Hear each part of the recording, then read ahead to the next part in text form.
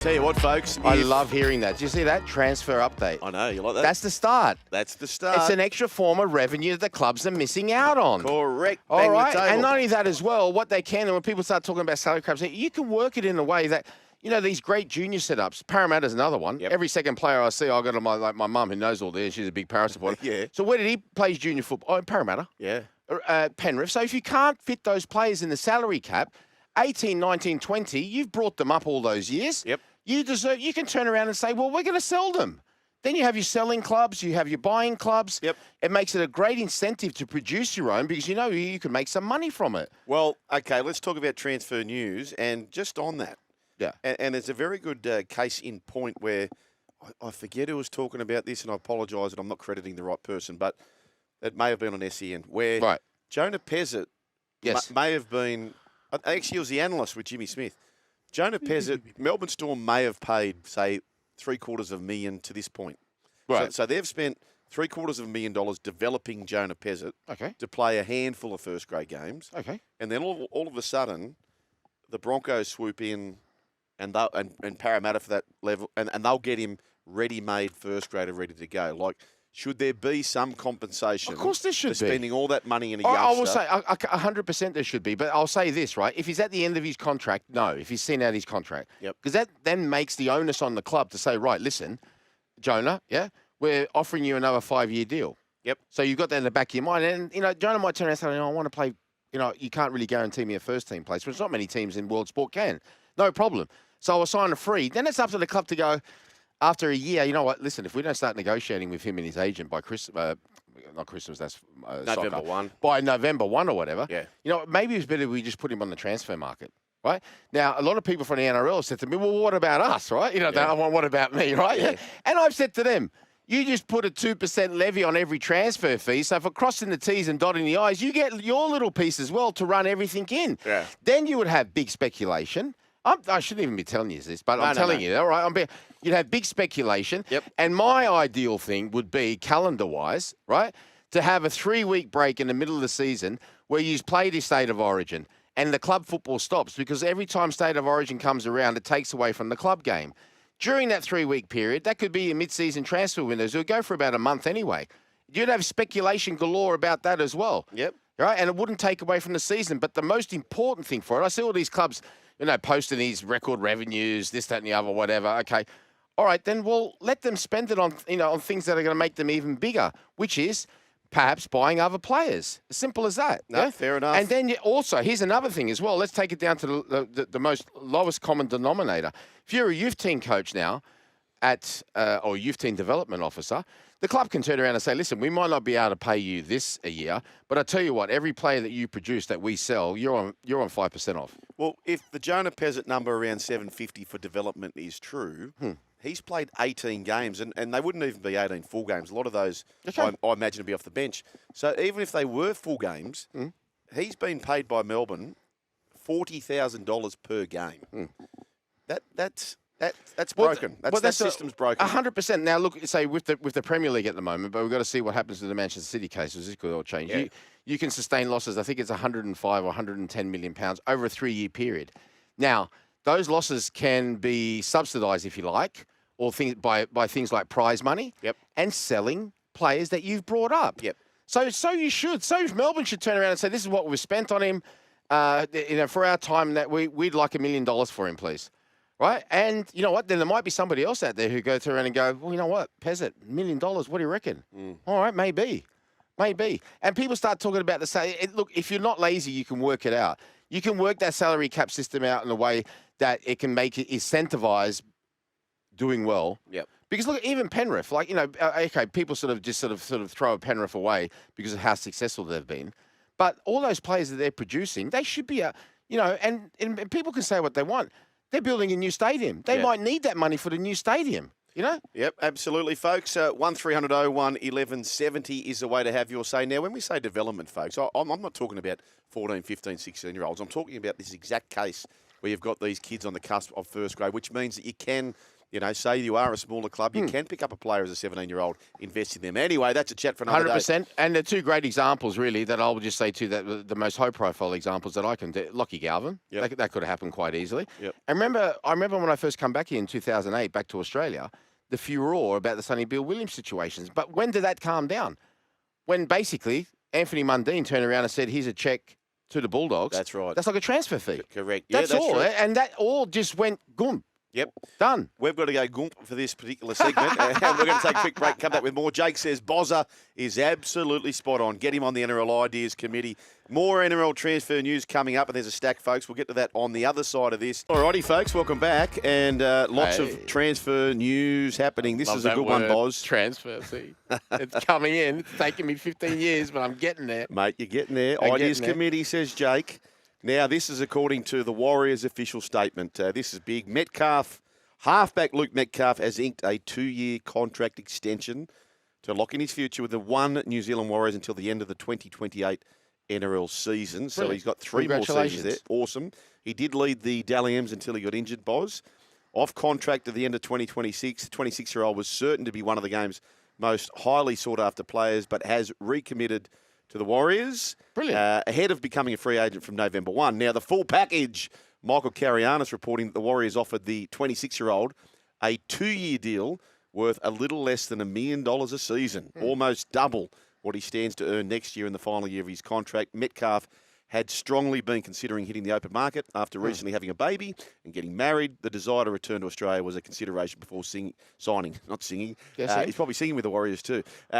That's outstanding news, isn't it? Yeah, it's great news. Absolutely fantastic. And so they should. Look, in my opinion, rugby league players are underpaid.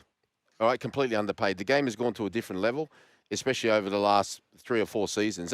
Ironically, well, we'll come back to that because that's my bug point. Yeah. You know, like the theory behind the salary cap, we don't want one team dominated. Who's dominated the last 4 years? Yeah. Yeah? All right, okay, Broncos have broken the spell, but, how's that gone for rugby league? It's made it go to a different level. The exposure's been excellent. Yep. The game is improving all the time. And the players, via the fans, obviously, are pushing this. Yep. Right? So they deserve to be, in my opinion, because it's a shorter career. It's the toughest sport in the world in terms of knocks and everything like that. They deserve more money, in my opinion, of the total pot, because they're building it. So they deserve more. Then you could take away the whole thing about anyone wanting to go play rugby union. Yep. Because the majority of players, I think, if you like quietly, which sport would you rather play? They'd say rugby league. Also, this sounds out there, right? And but when you and I join the NRL Ideas Committee, if you truly want to level this competition, because what you say is right, we do have a salary cap for the players, and it's the same teams and coaches who find themselves at the pointy end. If you truly, and I don't want this to happen, but if you truly wanted to make it a level playing field, you would need to include the coach's salary in the salary cap. They haven't done that, have they? So, for example, Craig Bellamy, they say he's on about $2 million. Yep. You'd have that in your salary cap. Now, that would be the biggest thing you could do to level it. I'm not saying you should do that, but if you truly wanted to make it level. Why not just say to people, right, what you generate, you can spend 80% or 90% of what you generate. Yep. Why should you punish people for being successful? Well, I've said that to a million times. The mediocre businesses are being protected. Yeah, and and I want this all sorted out before I buy the Titans, because I'm not coming in. I've got some signing and I'm not news for coming you. in and having somebody tell me right, what I can and can't spend. If I want to spend all my billions, I will. You will. Right, you got it. If I want the best team in the NRL for the next 3 years, I will. You will. By the way, too, folks, we're going to take a break, and there is some news around your future Dolphins, future Gold Coast Titans. Yes. Blake Wilson set to sign a 2-year deal at Manly, or as Brian would call him, Wilson. The winger leaving the Bulldogs for Manly on a 2-year deal. Now, this is the thing, right? Where does that leave Ruben Garrick, folks? He's the main one, I think, when it comes to the dominoes effect. But for now, we're going into your backyard here, Bozza. Let's take a deep dive into the soccer world for Loopium. One app for all your pool care needs. That's Loopium, Loopym, Loopium. Let's start with the team not known as Notts Forest. And why aren't they known as that, Boz? Well, they've got a local rival called Notts County. Yes. So you speak to any one of their supporters and they'll tell you, don't you dare call us Notts Forest. It's Nottingham Forest. Nottingham Forest. Yeah. So anyone who makes that mistake, then change the subject to Robin Hood. And you say, what a great, what a character that was. Like, brilliant for the, you know what I mean? Errol Flynn played him in that famous film and all that. That's right. Yeah, Nottingham Forest. Yeah, obviously been in the news all week. We are biased. Majority of us obviously we wanted Ange to not only just to be there, but to do well. The inevitable happened. He was sacked. And Sean Dyche took over, formerly of Everton and Burnley, where he kept Burnley up and went down, but he kept Everton up and all that. So it tells me, number one, that they've realised during this experiment, when I say they, I mean the hierarchy, most notably the chairman, Evangelos Marinakis, that it wasn't working. It was always going to be dangerous. And you know this, Joel. You play professional sport. You know this, right? Yep. When you're going to go in, you're going to change everything. Yep.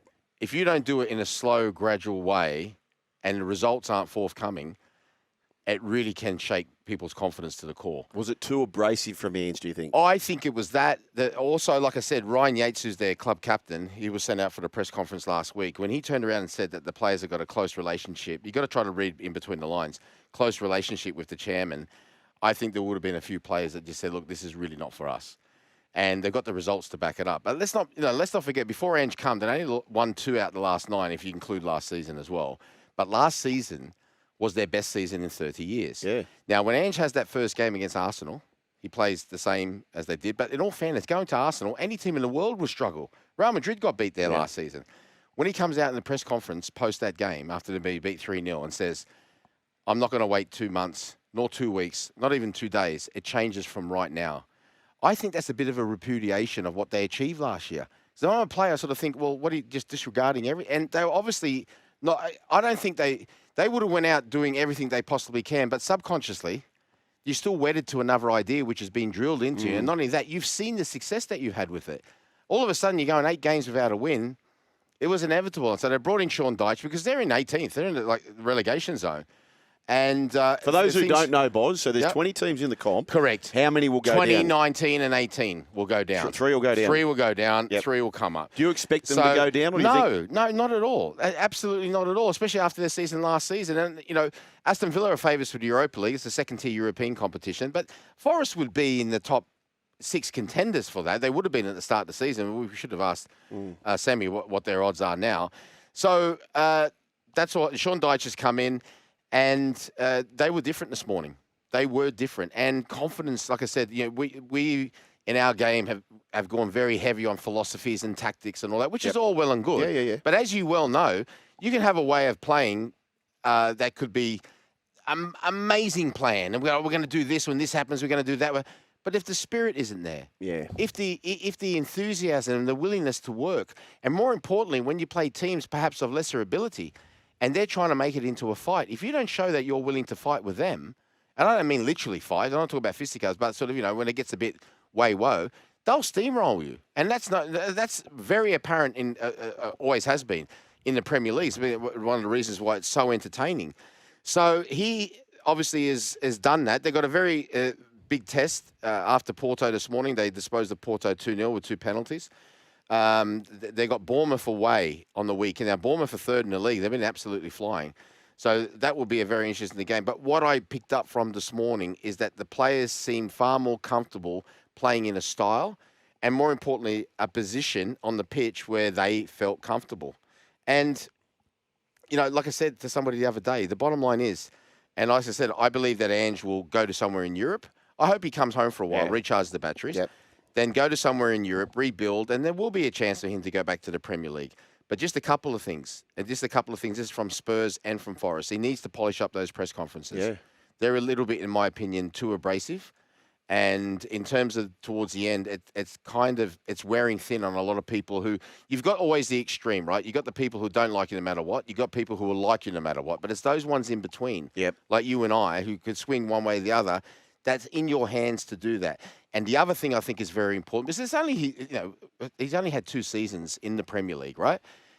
Perhaps look privately, and this is no disrespect to the people he's got around him now, but privately to get a senior, credible, experienced ex-manager like an Arsene Wenger, like someone like that you don't even have to make it public, that you could have the ability to ring and say, listen, I just want to bounce this off you.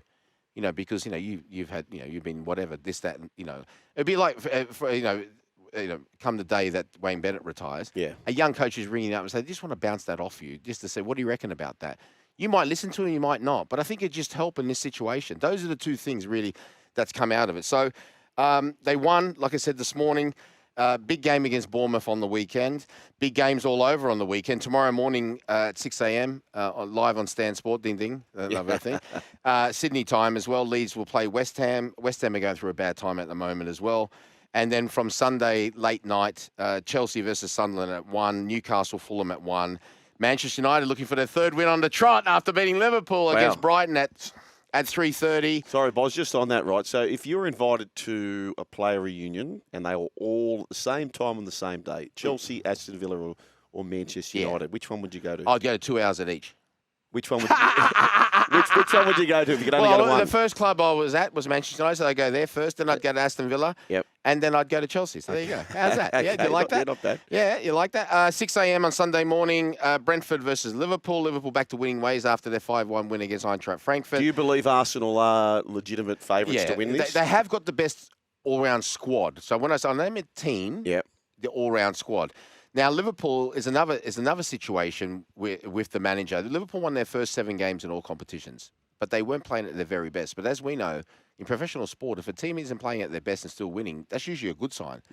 Then they got beaten 3 games on the trot before the international break. To be fair, Crystal Palace away, Galatasaray away, and Chelsea away aren't the easiest, but still they got beat 3. And then Manchester United beat. So then questions were being raised. Now, with Liverpool, another thing, they had 5 brand new signings. Only 2 out of those 5 had played in the Premier League before. We know how much they spent. It was an absolutely astronomical amount. And when you're trying to bed down 5 new players in a team and also put your imprint on the team after last season, Arnie Slot basically kept it the same, it can provide problems. And it's obviously upset Mo Salah. Yep. So you've got to take these things in consideration. So that was because they went 1-0 down to Eintracht Frankfurt. So good for them to come back. So they got Brentford away, hard game.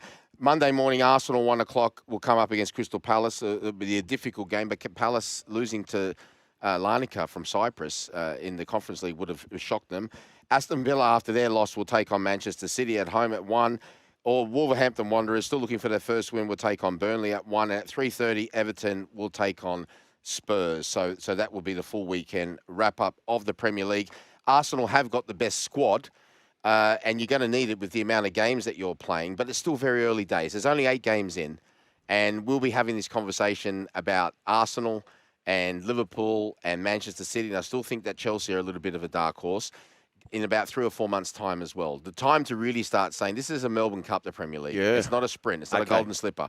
Okay, so the time to really start talking serious matters, as I was always taught growing up, is around Easter. So there you go. We can all go this or that or whatever. That's why when Sam said about the odds of Liverpool winning now, I think it's a good time to get on them. So, Bozza, gamble responsibly. Most importantly, now Arsenal have not won the Premier League since 2004-05, so it's 20 years, right? Yeah, a long time, brother. They haven't won a major trophy since 2020, 5 years. But where I'm going to is, so in that time, they've 5 times been the runner-up, about 5 times they've finished third, so they're knocking on the door, but they haven't won a Premier League in 20 years. When it comes to, you spoke about the Melbourne Cup, when it comes to things like the FA Cup and the other competitions, which could be distracting, do you ever see a scenario where a coach goes, look, we're just sending our B team to that. We are here to win the Premier League? Happens all the time. Happens all the time. So with the exception of the Champions League, because there's such big stakes involved as well in terms of money. Is that the only other one that you would? You would never do that. No. But in terms of, especially if you're going for every trophy, I mean, ideally you want to win every trophy. The ideal thing, somebody told me once, you put a team out that you think can win.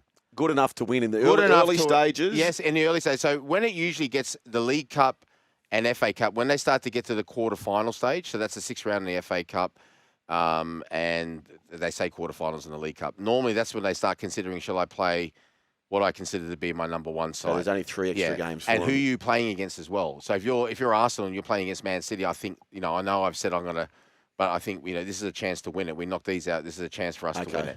And it's amazing as well. It's kind of like that, in Raiders Lost Art, the 3rd one. Remember when he was telling, I think it was the 3rd one. Remember he was telling that girl, don't go for that gold. It's kind of like, you say at the start of the season, you say to the manager, don't worry about the FA Cup and the League Cup if you're going for the league. But when you're getting close to it, it's like, the temptation. Shall I take that gold? Oh, no. Don't take the gold. Because what can happen is you can get knocked out the FA Cup right on the weekend. lose the League Cup during the week, Yeah. and then all of a sudden lose the league match, and all of a sudden, so you're out of 2 major competitions, you played your full team, 2 of your best players have got injured. Wow. And you're out of 3 competitions, and out of 2 competitions, and now all of a sudden the pressure's on the league. So you've got to be very careful. That's why they have so many data specialists. That's why they have so many conditioners, because they track exactly the type of workload they're putting in to try to minimise the possibility of getting injured as much as they possibly can. But like I always say, players aren't horses. No. You can talk to them too. And I know a lot of players, as you know, will probably very rarely turn around. Sometimes they do and say, I need a rest. Yeah. So you can always have the data to back you up. But talk to your players. How you feel? Come on.